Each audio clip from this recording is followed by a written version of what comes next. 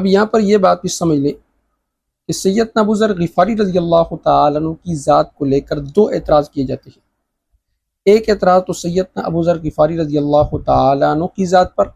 اور دوسرا سیدنا ابو ذر غفاری کے حوالے سے سیدنا عثمان غنی رضی اللہ تعالیٰ عنہ کی ذات پر۔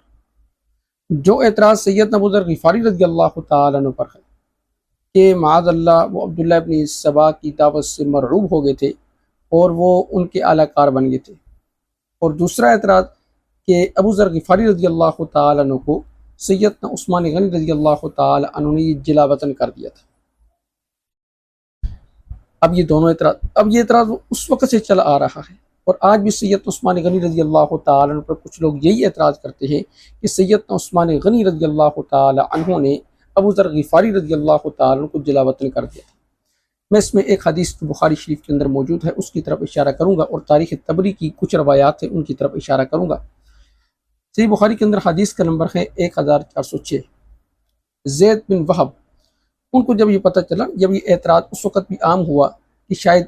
سیدنا عثمان غنی رضی اللہ تعالی عنہ نے ان کو جلا وطن کر دیا ہے، تو اس واقعے کی تحقیق کے لیے زید بن وہب ربضہ میں سیدنا ابو ذر غفاری رضی اللہ تعالی عنہ کے پاس گئے اور ان سے جا کر ساری بات پوچھی۔ تو ابو ذر غفاری رضی اللہ تعالی عنہ نے کہا کہ میں شام کے اندر تھا، میرا سیدنا امیر معاویہ رضی اللہ تعالی عنہ سے اختلاف ہو گیا۔ اب یہاں یہ سمجھیں کہ ابو ذر غفاری یہ شام کیسے گئے تھے؟ تو شام جانے کی وجہ وہ سرکار دو عالم صلی اللہ علیہ وسلم کا وہ فرمان تھا جو آپ نے فرمایا کہ جب مدینہ کی آبادی مسلح پہاڑ تک پہنچ جائے تو تم یہاں سے چلے جانا، فخرج منہا۔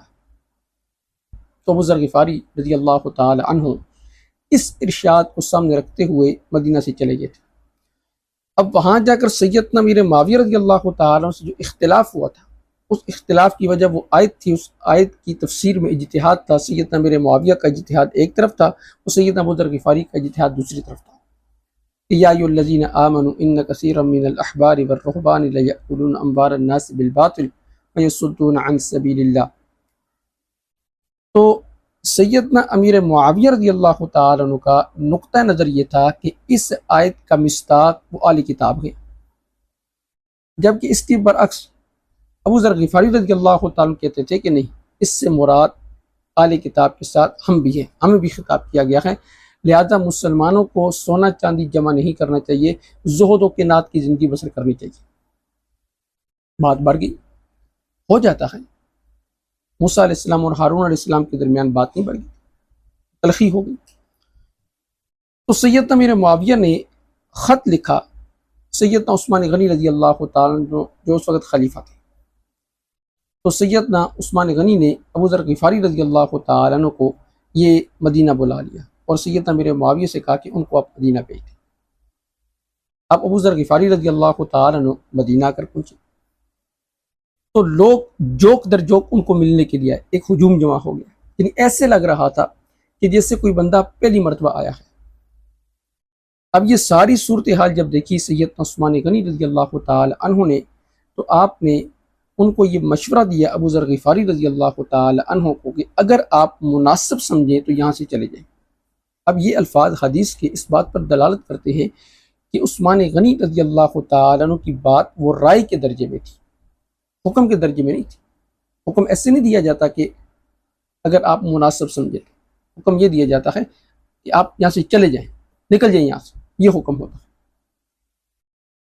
تو سیدنا ابو ذر غفاری رضی اللہ تعالی عنہ وہاں سے ربضہ آ گئے اور آپ کے ساتھ 2 غلام دیے اور کچھ اونٹ دیے، اور ان کا وظیفہ وہ بیت المال سے مقرر کیا سیدنا عثمان غنی رضی اللہ تعالی عنہ نے۔ تو زید بن وہب کو یہی بات ابو ذر غفاری رضی اللہ تعالی عنہ نے کہی کہ اگر وہ مجھ پر کسی حبشی غلام کو امیر بنا دیتے تو تب میں ان کی اطاعت کرتا۔ تو زید بن وہب تو تحقیق کرنے کے لیے گئے تھے، اس کا مطلب یہ ہے کہ ابو ذر غفاری رضی اللہ تعالیٰ کو جلا وطن نہیں کیا تھا، بلکہ وہ اپنی مرضی کے ساتھ گئے تھے۔ تاریخ طبری میں علامہ طبری رحمہ اللہ تعالیٰ نے وہ بے شمار واقعات نقل کیے ہیں کہ ان واقعات سے یہ پتہ چلتا ہے کہ وہ اپنی مرضی کے ساتھ ربضہ کے مقام پر چلے گئے تھے۔ بلکہ امام طبری رحمہ اللہ تعالیٰ نے تو یہاں تک یہ بات نقل کی ہے کہ کچھ لوگوں نے اس واقعے کو غلط رنگ دینے کی کوشش کی اور اس میں عجیب عجیب باتیں، بڑی شرمناک قسم کی باتیں انہوں نے بیان کی ہیں، تو کہا کہ میں تو ان کا تذکرہ بھی نہیں کرنا چاہتا۔ یہ امام طبری کے الفاظ ہیں، آپ تاریخ طبری اٹھا کر دیکھ لیں۔ تو سیدنا ابو ذر غفاری رضی اللہ تعالیٰ عنہ اپنی مرضی سے ربضہ کے مقام پر منتقل ہو گئے تھے، زبردستی نہیں کی گئی، جلا وطن نہیں کیا گیا۔ حسن بصری رحمہ اللہ تعالیٰ اور محمد بن سیرین بہت بڑے تابعی ہیں، محدث ہیں، ان کے سامنے جب بات کی جاتی ہے نا کہ ابو ذر غفاری رضی اللہ تعالیٰ عنہ کو جلا وطن کر دیا گیا تھا، اس بات کو تسلیم نہیں کرتے، کہتے نہیں ایسی بات نہیں، غصے ہو جاتے تھے، کہتے جلا وطن نہیں کیا بلکہ اپنی مرضی سے گئے تھے، رائے دی تھی سید عثمان غنی رضی اللہ تعالیٰ عنہ نے۔ دوسری بات کہ کیا ابو ذر غفاری رضی اللہ تعالیٰ عنہ یہ زہد و قناعت کا جو درس دیا کرتے تھے یہ عبداللہ بن سبا کی دعوت سے مرعوب ہو کر؟ ایسی بات نہیں۔ علامہ ابن حجر اسقلانی رحمہ اللہ تعالیٰ نے فتح الباری کے اندر عبادہ بن صامت رضی اللہ تعالیٰ عنہ کا ایک اثر نقل کیا ہے کہ عبادہ بن صامت فرماتے ہیں کہ میں اور ابو ذر غفاری رضی اللہ تعالیٰ عنہ یہ دونوں سید عثمان غنی رضی اللہ تعالیٰ عنہ کے پاس گئے، اور ابو ذر غفاری رضی اللہ تعالیٰ عنہ نے اپنے سر سے وہ کپڑا ہٹایا تو سید عثمان غنی رضی اللہ تعالیٰ عنہ سے کہا کہ آپ یہ سمجھتے ہیں کہ شاید میں ان کے ساتھ ہوں، خوارج کے ساتھ؟ تو سید عثمان غنی رضی اللہ تعالیٰ عنہ نے کہا کہ نہیں، ہم نے آپ کو شام سے اس لیے نہیں بلایا، ہم یہ سمجھ رہے ہیں کہ آپ ان کے ساتھ ہیں، ہم نے تو آپ کو اس لیے بلایا کہ آپ ہمارے ساتھ رہیں۔ یہ الفاظ تھے سیدنا عثمان غنی رضی اللہ تعالیٰ عنہ کے، اور اس اعتبار سے ابو ذر غفاری رضی اللہ تعالیٰ عنہ نے اپنی صفائی دی کہ آپ یہ نہ سمجھے کہ شاید میں ان کی دعوت سے مرعوب ہوں یا میں ان کا اعلی کار ہوں، ایسی کوئی بات نہیں ہے، میں ان کا اعلی کار نہیں ہوں، بلکہ طبقات ابن سعد کے اندر یہ بات نقل ہے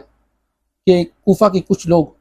ابو ذر غفاری رضی اللہ تعالیٰ کے پاس آئے اور آ کر انہوں نے کچھ بات کی۔ ابو ذر غفاری رضی اللہ تعالیٰ عنہ نے کہا کہ تم مجھے یہ کہتے ہو کہ خلیفہ نے میرے ساتھ بدسلوکی کی ہے؟ ایسی بات نہیں، اگر وہ مشرق کے کنارے سے مجھے مغرب کے کنارے پر بھی بھیج دیتے تو تب بھی میں چلا جاتا، یعنی میں ان کی نافرمانی نہ کرتا۔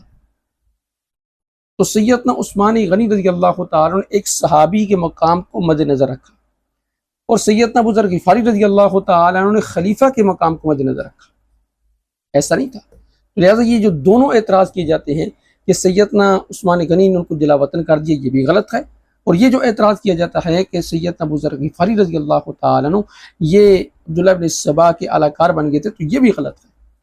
تو لہٰذا اس میں سیدنا عثمان غنی رضی اللہ تعالیٰ کا کوئی قصور نہیں، وہ انہوں نے رائے دی تھی، اپنی مرضی کے ساتھ وہ ربضہ منتقل ہو گئے تھے۔